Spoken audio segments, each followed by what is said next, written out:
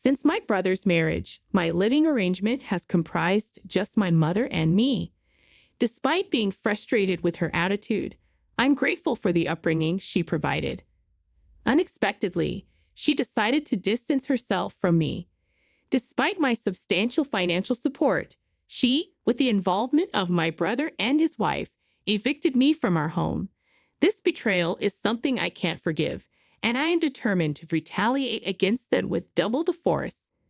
I go by the name Emily and am currently 25 years old.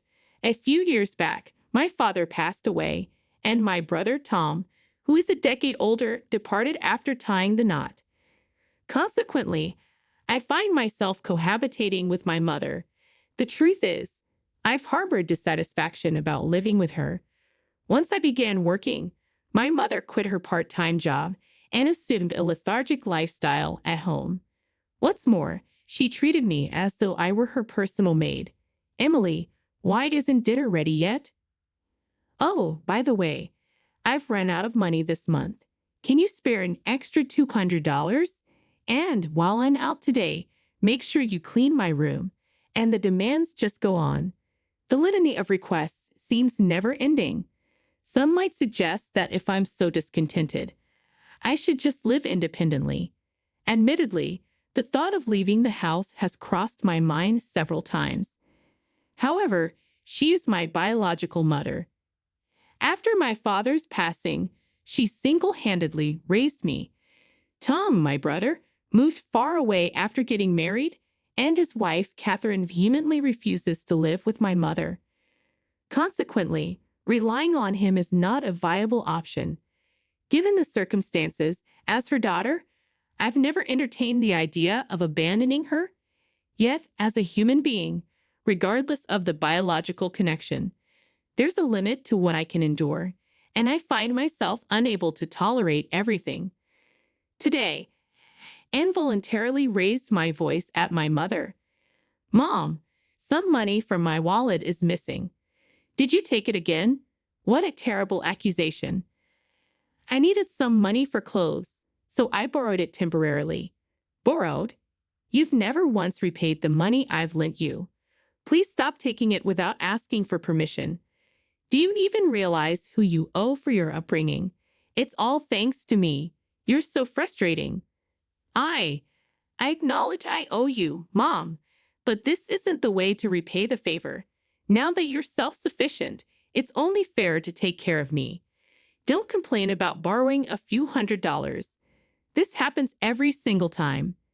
Every time I confront my mother, she retorts with statements like, I'm the one who raised you, or do you realize who you owe for your upbringing?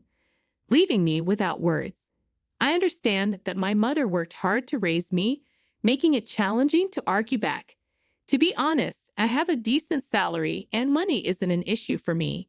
Even if I handed my mother $2,000 every month, it wouldn't significantly impact my lifestyle. Nonetheless, I've always felt the need to establish boundaries and not let my mother take advantage indefinitely. One day, after wrapping up my work and returning home, I was surprised to find Tom and Catherine there. The last time we crossed paths was at my father's funeral, and we hadn't stayed in touch since then. Hey, Emily, it's been a while. You still have that gloomy aura around you, huh? My brother's insensitivity remained unchanged. He had a knack for looking down on me and poking fun since our childhood. Why are you here, Tom? Do I need a reason to visit my parents' house? We demolished our family home after Dad passed away, and I'm the one renting this apartment. Don't be so uptight.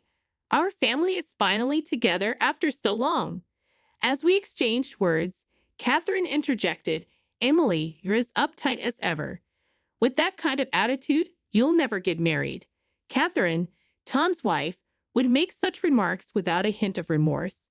Her comment, much like Tom's behavior, was tactless. I've harbored a dislike for the two of them for quite some time. After having dinner alone, I retreated to my room. My mother, evidently delighted to see Tom after such a long time, kept chatting animatedly with a smile on her face. It appeared that the three of them occasionally indulged in gossip about me. Since that day, for some inexplicable reason, Tom and Catherine began making more frequent visits to my place. Another irksome aspect was their apparent disregard for the fact that this was my home. They seemed excessively at ease in my apartment. "Hey, Tom, what's going on? This is my place, you know. What about your job? You're so bothersome. What does it matter to you? I'm here because I'm concerned about Mom and I want to visit her often. You never reached out once since our father's funeral. It's none of your business. Come to think of it, I'm hungry. Cook something and do it quickly. What's with this guy? Seriously, this is my place, isn't it? Why are they lounging around as if they own the place? I'm in the mood for a delicious cake, Emily. Buy me one." Catherine's request prompts even my mother to join in. "You finished work today, right? So you have time. Hurry up and go buy it for us, you lazy girl." It's perplexing how Catherine, who once avoided living with my mother and detested her, has suddenly become quite chummy with her. As for Tom, he's adopting an attitude of, "I'm the eldest son, and Catherine is the eldest son's wife, so it's only natural for us to be concerned about Mom." Observing their behavior, it's evident that the two of them are plotting something. I'm not entirely sure about their intentions yet, but it's clear it's not something favorable. Several days passed, and Tom and Catherine's scheme finally unfolded. "Emily, I've reached my limit living with you. I've decided to end this cohabitation." I was engrossed in household chores on my day off when my mother dropped this bombshell. "What do you mean by that?" "Exactly what I said. I can't endure living with someone as slow, lazy, and unattractive as you any longer." "What are you talking about? Don't you understand? I've made up my mind. I'm going to live with Tom and Catherine." "You're going to live with Tom and Catherine?" I was so taken aback by this unexpected revelation from my mother that I unintentionally echoed her words. The couple who consistently opposed the idea of living with my mother now wants to share a residence with her. What on earth is happening? Just then, Tom and Catherine conveniently arrived. "Tom, what's happening? You never expressed any interest before, and you consistently asserted you'd never live with Mom, right? What's the issue with that? It's only natural for the eldest son to live with his own mother, isn't it?" Tom, looking down on me with a sense of superiority, made this statement. "Don't tell me you have some kind of issue. If you can't live with Mom, no, that's not what I'm saying. But then it's fine for Mom to live with us, right? Are you serious?" Even Catherine was vehemently against cohabitation. "Why the sudden change? You're so bothersome. Anyway, Mom has decided to live with us. We don't need you anymore. Just leave." "Wait, leave? After all this time when I took care of everything about Mom?" It can't help but feel repulsed by my brother's arrogant words. However, it became evident that Tom and Catherine were up to something nefarious. Despite my mother's sharp tongue, she remains my only precious parent. Besides, I wouldn't want to get entangled in any trouble later on. I decided to caution my mother. "Mom, isn't it clear that something's amiss? After all, Tom and his wife never once reached out to us before. What are you talking about? If anyone's acting strange, it's you, isn't it? Huh? Mom, those who just exploit their parents should leave." The moment she said that, any remaining affection I had for my mother vanished instantly. After all the support I've provided and taking care of her, how dare she utter such words to her own daughter who has been supporting her all these years? But this is the only time they can mock me like this, you know. After a week, they'll experience hell, so they better relish this moment. I began plotting my retaliation against them. "Then I'll leave right now." I declared this resolutely to my brother, his wife, and my mother.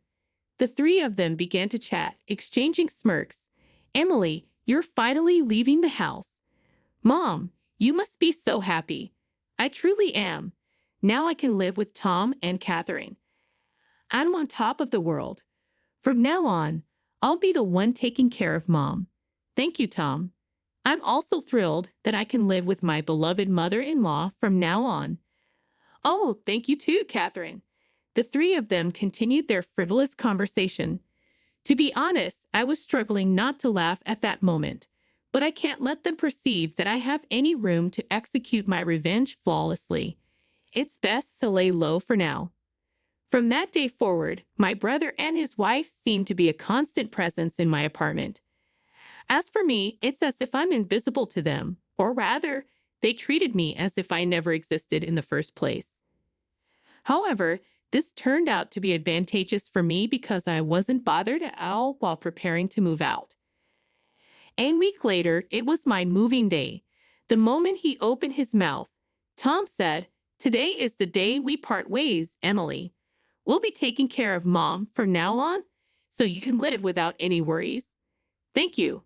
I'm leaving Mom in your hands." Okay, after delivering this casual statement, Tom seemed somewhat dissatisfied with my response.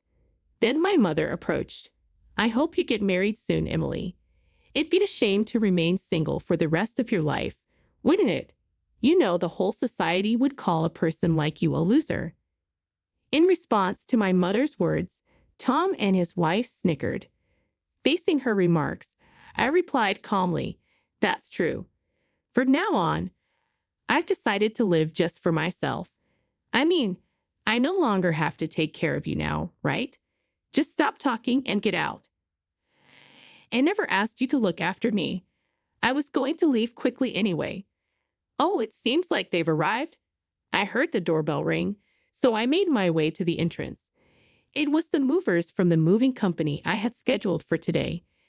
After having them transport all the belongings from my room, I gestured towards the living room and instructed the movers, "Oh, and please relocate all the appliances and furniture in these rooms too." Huh, the dumbfounded voices of the three harmonized perfectly. They were utterly perplexed by what was unfolding. That TV, the fridge, the microwave. Oh, and this cleaning robot too. Also, the sofa, dining table, and the bed. Please move everything. Then my mother started to argue. "What? What are you thinking? Stop this immediately. What do you mean? Am I doing something strange? Don't play dumb.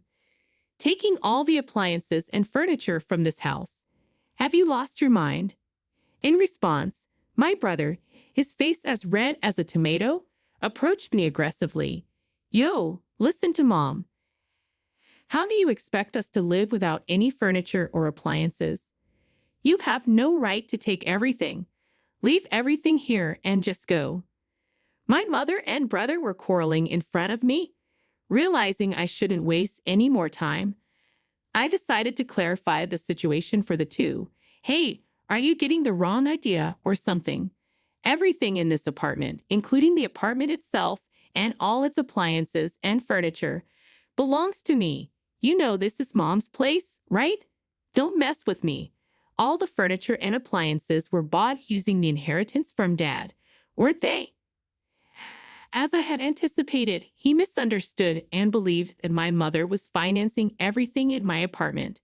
He assumed she had received a significant inheritance from my father and had cleverly convinced them to live with her. "Tom, aren't you misunderstanding something? I bought everything in here. I've been giving Mom a monthly support of $2,000, you know. Thus losses. You just want to live with Mom, don't you? Someday I'll inherit Dad's inheritance." What are you talking about? Mom used up all of Dad's inheritance a long time ago. Tom nervously glanced at our mother, who was looking down with a pale face. "Mom, please explain. You told us you bought all the appliances in here." "Well, I was just trying to look good." What do you mean by that? We only moved in with you because we thought there was an inheritance from Dad. If there's no inheritance, what's the point of living together? Wait, what are you saying? Didn't you say you take care of me because you're the eldest son? I was just trying to be nice. I lied so that we can live together. Upon discovering there was no remaining inheritance, Tom was furious. And my mother was deeply shaken by the revelation that the kindness displayed by Tom and his wife was all a facade. What a dysfunctional family, huh? My mother should have been suspicious when Tom and his wife, who had been out of touch for a while, suddenly suggested living together. If Tom had kept in touch, he would have learned sooner that there was no inheritance left from Dad. As I cast cold glances at the two, Tom's wife seemed to have a solution and spoke up. "I've got it. It would be great if Emily could live with us again." To this, my mother and Tom both agreed. "That's right, Emily. You should live with us. After all, yes, Emily, I really do need you." Observing the sudden change in their attitude as they began speaking for their own convenience, I promptly dismissed them. "What are you even saying? Don't make me laugh. There's no way I'd live with deceitful people like you all. I've decided to live only for myself from now on. Whatever happens to you all, I couldn't care less. But why don't you all just happily ruin your lives together?" The three of them, completely drained of energy, sat down on the spot as if their knees had given away. All three had vacant eyes. Goodbye, do your best as a family. With that, I closed the front door. In just another 2 weeks, the lease for the apartment would end because it's under my name. They'll probably be forced to leave when the lease is up. Well, it's none of my business anymore. About a week after successfully settling into my new place, as anticipated, I received a call from my mother seeking help. "Emily, please. I can't live properly like this. Come back. There's no way I'm returning. Why don't you have that foolish couple take care of you?" Actually, it seems they quit their jobs and moved here, thinking I still had your father's inheritance. They really are terrible people, aren't they?